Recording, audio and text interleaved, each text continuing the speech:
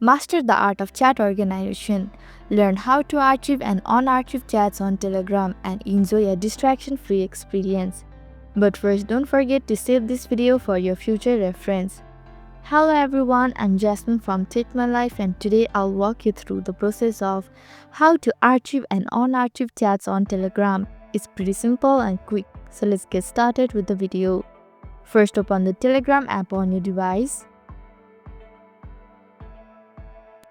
Ensure you are logged into your account. Locate the chat in your chat list and either swipe it left or right to archive the chat instantly.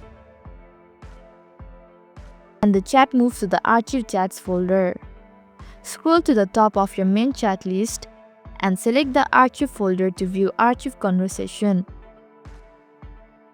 Now to unarchive it, swipe the chat left or right. And the chat reappears in your main chat list. So this is how to archive and unarchive chats on Telegram. Thank you for watching Take My Life. I hope this video was helpful. If it was, then hit the like button and comment down if you have any questions or feedback.